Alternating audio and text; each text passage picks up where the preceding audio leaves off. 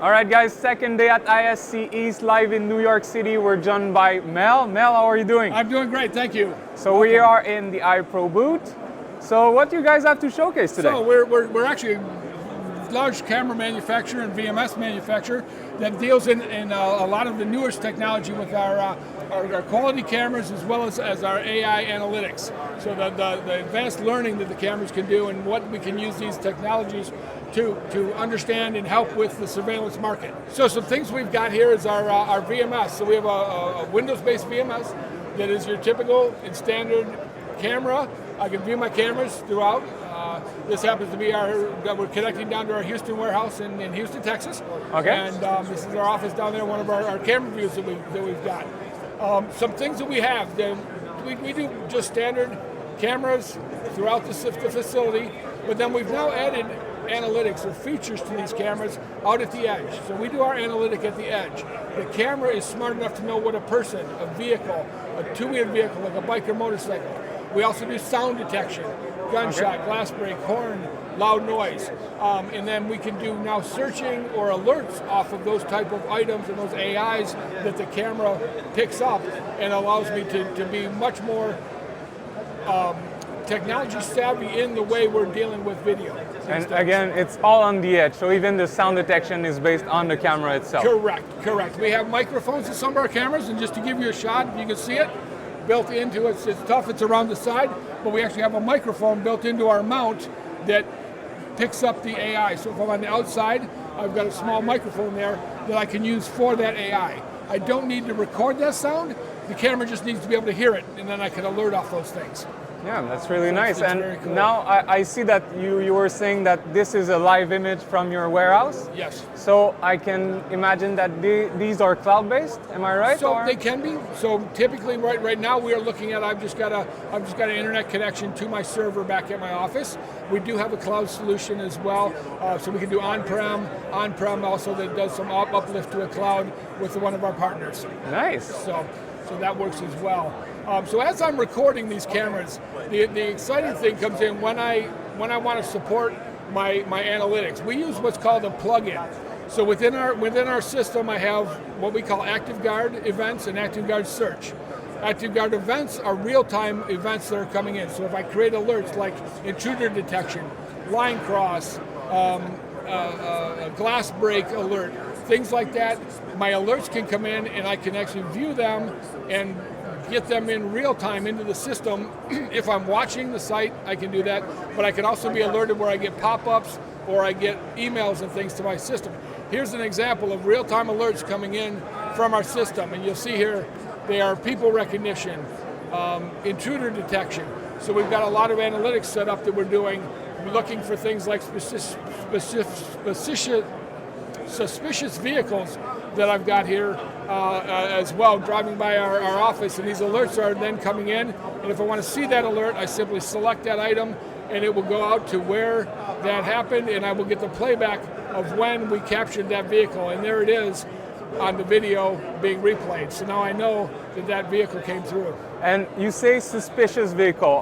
How does that work exactly? So we set that up, so I have the ability to create a watch list, and in my watch list, I can create items like, I've done some things, we're looking for a male with a long sleeve shirt. So I have a bunch of attributes here, and this one happens to be male, dark hair, long sleeve shirt, and I've triggered the system to recognize that when they come in contact with one of my AI cameras and alert me. So this is great for convenience stores, somewhere where I might have a person that I'm looking for, but I don't know the actual person, but I know they typically are going to wear a long sleeve shirt or they're going to come in dark colors. I can alert off of those type of items into the system directly. So it's like creating a base of metadata inside your software itself. Exactly. And we're collecting that at the edge, and I have a system here that's just collecting that into a database to search off, and then that database gets refreshed every 31 days. So it's a first in, first out type of environment. So this way we can comply with privacy laws and things. We're not storing this metadata forever. We store it for a certain amount of time, and then we release it to continue to move forward with the AI. So that's the alerting section. The other piece that works really well for this system, I'm just going to close a few windows here. is the ability to search on that metadata. So now I'm looking for an incident. I want to say somebody drove through my parking lot, somebody comes in and says they hit my car. Okay, Mel, what car was that? Oh, I think it was a truck. I think it was blue. So let me go in and let's do a search on our video for the last couple of days.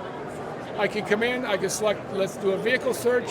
Let's say it's a pickup truck, or let's say it's a van and it's blue. And do a search. Right now I'm going to search the 15th and the 16th from 12 o'clock p.m. to 12:45.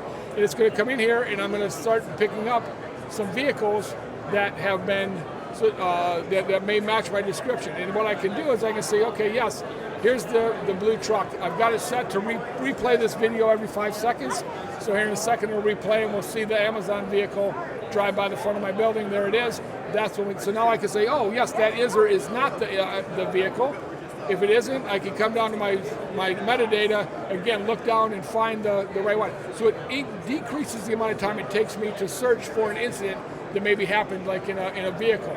I can also do the same thing with people.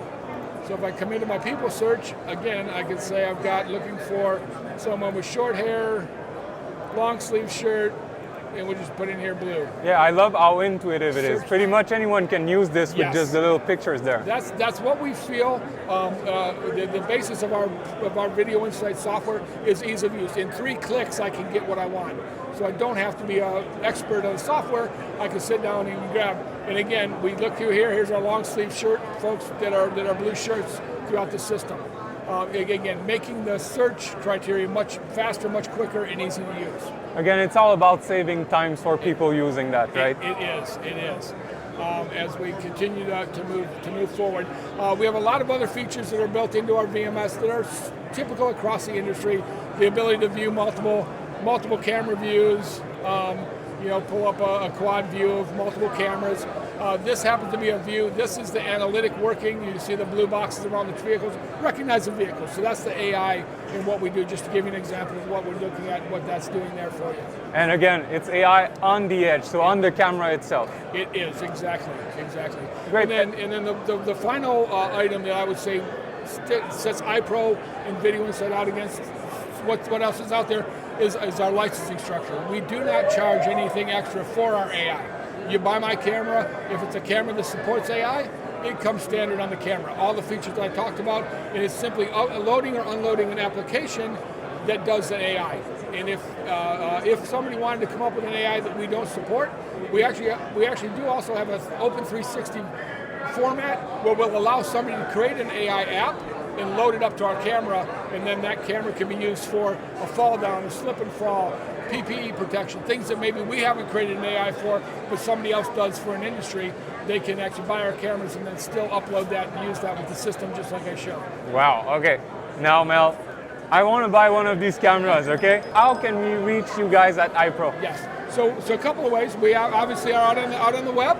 We have a website, it's i-pro.com.